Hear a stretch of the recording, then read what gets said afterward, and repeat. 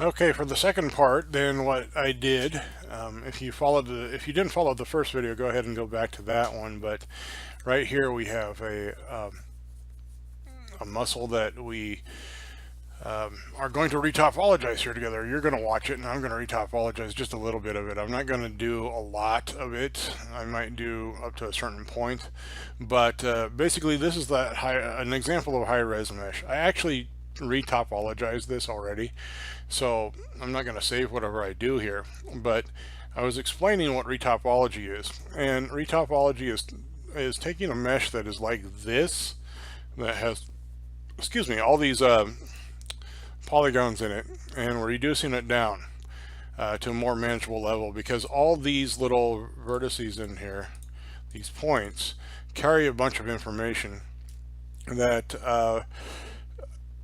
besides its three-dimensional position in space, it has things to do with textures and so on and so forth. And so then that gets to be really calculation intensive to actually put these things together. So this is just one of the superficial muscles in the hand, and it's one of the flexors of your thumb. And that's assuming that you have your thumbs. My daughter has one, so there's just if you have both of them, then we're going to mirror this over. The thing is that we have to really take a look at what's going on here and what our shape is first before we get into retopology. In retopology, we're going to reduce the polygon count considerably. So right now what we have is over 10,234 faces to make up this one small muscle. Now there are tons of muscles in your body. There's over like 650 muscles in your body total. I don't think out of the 934 files that I downloaded that 600 and some are actually muscles. There are some that are inside your head that you're not going to be able to model, like between your your ossicles in your ear, or the little bones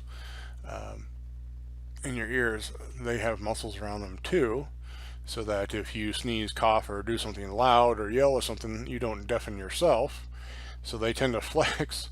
Or if you hear really loud sounds, they're supposed to flex to kind of reduce the damage to your ear. We don't get that detailed in there. They would be really, really tiny.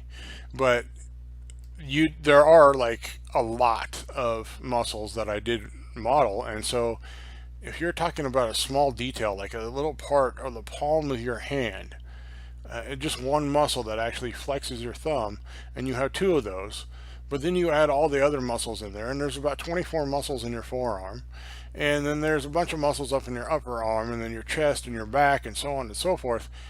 Man, this number climbs quickly into the millions of polygons, and things come to a crawl. So retopology is what's in order, and so I used to retopologize things in 3D Coat. I found a way to do it in Blender using Blender's native tools and a plugin called Retopoflow. Retopoflow is pretty buggy. Save often if you're going to use it. There are some certain conditions that you can get into while retopologizing that will totally jack your system up, and so save often when you do it. It'll jack Blender up. The whole escaping out of the tool, saying undo and getting back into it doesn't work. I'm just going to tell you now, it doesn't work. So the first step that we do is I go ahead and I make sure that this thing is selected. So it is selected as being that object, because if it isn't, then you have to define what your source and target objects are. But as long as this is selected as the only active object, Retopoflow kind of does the rest. Open up the tool shelf, find your retopology stuff, and since this is cylindrical, or roughly cylindrical, I'm going to use one of the tools here called contours. Polystrips is good for laying down a lot of strips along this way of polygons, and then what I do is I just select those little outer things. You can hit Shift F and it fills in all that stuff in between.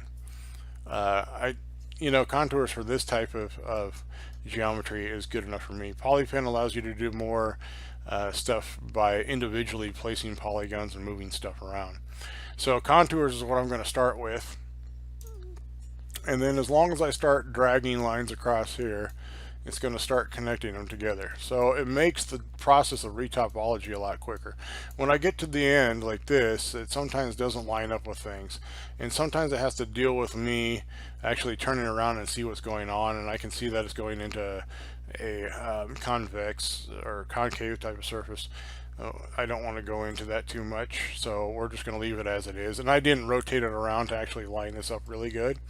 So there's a little added work in there. But as soon as I get that done, then most of my work is done for me. And so we can hide this part here and we can see where we got to. And it approximates the shape pretty well just with this. And so we're looking at 60 faces. So I reduced over 10,000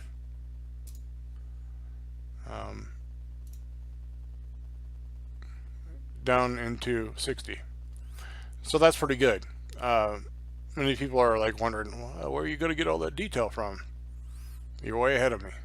But then I use just Blender's native tools, and we have this thing when we go into edit mode that I can hit this little magnet here and tell it to snap to some certain faces. I don't want it to snap to itself, but I want it to snap to a body that's behind. Turn this annoying thing off, and so as I select a vertex, I can do this and move it. And the reason why I use Blender stuff, native stuff, and I just kind of pull things around into where I need them to be or where I want them to be approximated. I kind of do an overview of the mesh itself to see if I'm going to get into trouble spots or whatever, or if I need more resolution somewhere, some more geometry to define the shape a little bit better. I don't like long stretches where it's not really touching things, and so I will go ahead and use a loop cut in places like this, grab that just a little bit to bring it to its surface. There's other things that I actually do too. If I were to say, I don't know, have like a line of these things. Let's turn this off really quick, and I were to scale it just like that. There's a shortcut that when I add certain geometry to certain things, I'll use a modifier to snap it to it. It's called a shrink wrap, and it does just what it kind of sounds like. It shrinks this to the object underneath. So I use that a lot along with the snapping to allow it to snap to the surface, and so the target is going to be the only other object in here, and it shrink wraps it down.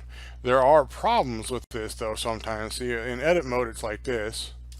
In object mode it's like this. So in order to get that, I just apply that so I can edit it further, and it does a pretty good job. On some shapes this thing will just go nuts and then throw like some vertices over into other areas and stuff. If you have really thin parts like up here, we can get into trouble.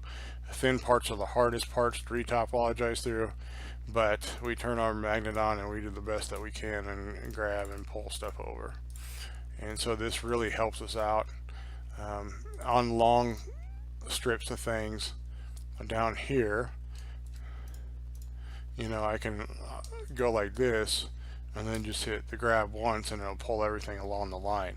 I don't do it around circular areas, because what happens is that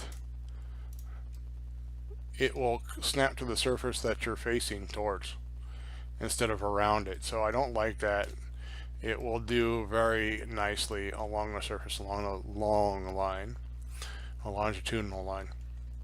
And so we do this until we come up with a really good approximation. And then after we come up with a good approximation, let's just get rid of this thing.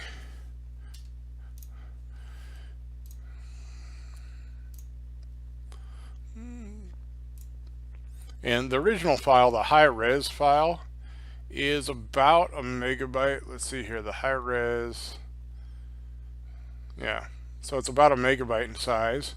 The retopology is just 23 kilobytes, so that's a lot lighter. We'll import that object, and so then what we see here is the same thing. If we go into here, I ended up making a total of 190 faces. That's a lot less than 10,000. And it looks freaky because all I have is smoothing on here. There's a reason. I don't like, if you save this out and you put it into another software and you save it in OBJ format like I use for my interchange between programs, if I subdivide it like this to make it smooth, and it looks a little bit better that way, and it's a fairly good approximation of the underlying mesh. If you do it this way, it will usually freeze the subdivisions as actual geometry. So if I can show that to you, this is actually subdivided even further.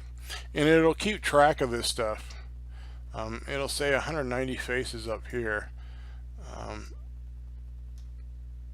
But let me see if I can turn this on and get rid of it. It says about 3,000 faces, but 3,000 faces is a lot better than, say, 10,000 any day. So I reduced it by quite a bit, about 70% or so. So you're looking at what I'm going to use to apply a map to and get definition out of. And if we go here, this should be UV mapped. So I don't know if my seams disappear after we save it out. I'm kind of interested now. Oh, there they are. So then it turns into a UV map, and so I'll talk more about that in another video, but this is more of the information that it carries, and these are each one of the vertices over here. And basically I've made some seams, and I don't know why they don't show up over here. I really don't after you save it, but there are some seams down here that define where to cut this and unfold this to be in flat. So it's kind of like a dress pattern or any type of clothing pattern where you have all these things set out, like a sleeve here, pant like that, whatever, and you cut out your material and then you sew it together. That's basically what this is. I just did it in reverse. I said, well, let's cut it out and make a pattern. And so these are going to be pinned to some textures to define the overall definition here. So that's how we go about retopology. You saw it was pretty quick. The approaches that I use and the tools that I use vary depending on the geometry. So the geometry isn't luckily as cylindrical as this one, and it takes over vast amounts. Then I'm going to be using the poly strips, and I did that on a lot of the abdominal muscles. I use the poly strips and define certain areas and then filled them in automatically. That helps a lot. And then I use a combination of modifiers, like you saw the shrink wrap modifier.